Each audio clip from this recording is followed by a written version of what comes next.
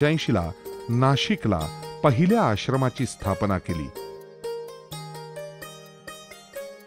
आणि कुंडलिनी योगाच्या प्रचाराच्या कार्याला स्वतःला वाहून घेतलं. काका महाराज स्वामी महाराजांच्या आज्ञेप्रमाणे सतत नेहमी नित्य साधनेमध्ये असत. परंतु ही साधना, ही विद्या, ही सर्व समाजापर्यंत पोहोचली पाहिजे. याकरता म्हणून तर दत्त महाराजांनी काका महाराजांना असं सांगितलं. म्हणाले, काका आता तुम्ही थोडंसं बोलत चला. आणि त्याचा परिणाम असा झाला की काका महाराज बोलायला लागले आणि संपूर्ण जग आज डोलायला लागलेलं आहे. आम्ही पुण्यातील साधकांनी ठरवले की आपण एक जाहीर कार्यक्रम घेऊयात. आम्ही मोजकेच साधक होतो ज्यांनी कोथरूड परिसरात घरोघरी जाऊन सर्व लोकांना निवेदन दिले.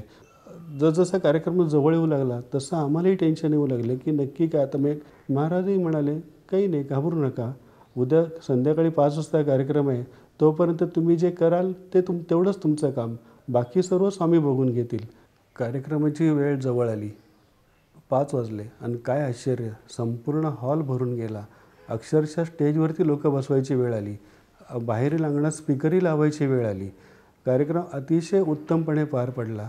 कार्यक्रम संपल्यावर महाराजांनी आमच्याकडे बघून एक स्मितहास्य केले आणि म्हणाले, तुम्ही खूप सुंदर आयोजन केलेलं होतं. हीच ती महाराजांची पुण्यातील जाहीर कार्यक्रमाची मुहूर्तमेढ आहे.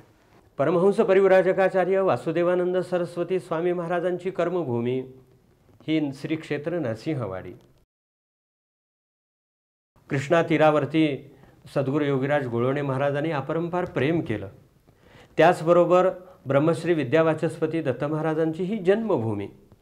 आणि या अशा पूर्वसूरींच्या या पवित्र आणि पावन केलेल्या या भूमीवरती काका महाराजांनी सुद्धा खूप प्रेम केलेलं आहे आणि करत आहेत.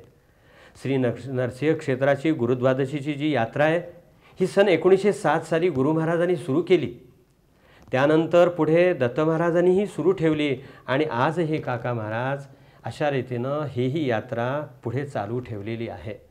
म्हणजे दत्त महाराज असोत, सद्गुरू योगीराज गोळवणे महाराज असोत, यांच्या परंपरेचं कार्य आज काका महाराजांनी चालू ठेवलेलं आहे. म्हणून अशा काका महाराजांना या ठिकाणी मी शिरसाष्टांग नमस्कार करतो. आज मितीला काशी, होशंगाबाद, पिठापूर, रामेश्वर अशा कित्येक ठिकाणच्या केंद्रांमधून अनेक साधक नियमित साधनाभ्यास करीत आहेत. काकांची दीक्षित शिष्य परंपरा केवळ भारतातच नव्हे तर सर्व जगभर पसरली आहे. वयाच्या 80व्या वर्षीही काकांनी जगभर प्रवास करून आपलं प्रचार कार्य चालू ठेवलं आहे. वेगवेगळ्या व्यासपीठांवरून, तत्वज्ञान परिषदांमधून, विविध शाखा उपशाखांद्वारे, इंटरनेटच्या माध्यमातून काकांचं हे कार्य जोमानं सुरू आहे. काका महाराजांचा जो सिद्धयोगाचा जो मार्ग आहे तो interconnectivity of humanity by serpent power असंही आपल्याला म्हणता येईल. जाती, धर्म, वंश असा कुठलाही भेद सिद्धयोगामध्ये अभिप्रेत नसल्यामुळे जगातील प्रत्येकाला एका विशिष्ट वेळी 21 मिनटं बसण्याचं आवाहन केलेलं आहे. आणि आश्चर्याची गोष्ट म्हणजे ह्या ज्या जिज्ञासूंनी ह्या साधनेमध्ये भाग घेतला त्यांना कुंडलिनी शक्ती जागरणाचे प्रत्यक्ष अनुभव आलेले आहेत. ही माहिती सर्वांपर्यंत पोहोचवावी म्हणून सिद्धयोगाची वेबसाईट महाराजांनी सर्वांसाठी उपलब्ध करून दिलेली आहे.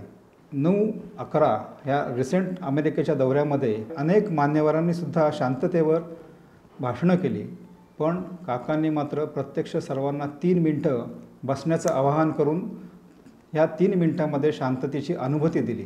देवरूप होऊ सगळे हा सिद्ध संकल्प प्रत्यक्षात आणावा ही स्वामीचरणी प्रार्थना.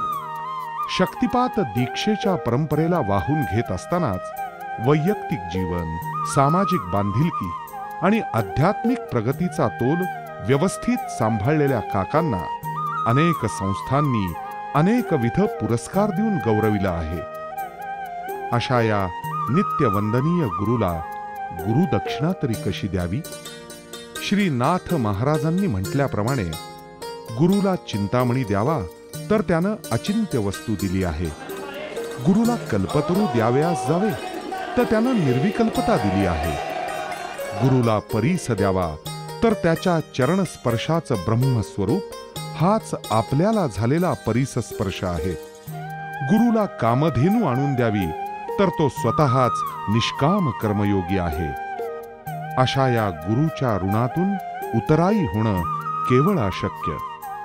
मनापासून गुरुला घातलेलं साष्टांग लोटांगण हीच कदाचित त्याला अर्पिलेली मंगल सुमनांजली. या लागी मौनेची जाण, उद्धवे घातले लोटांगण.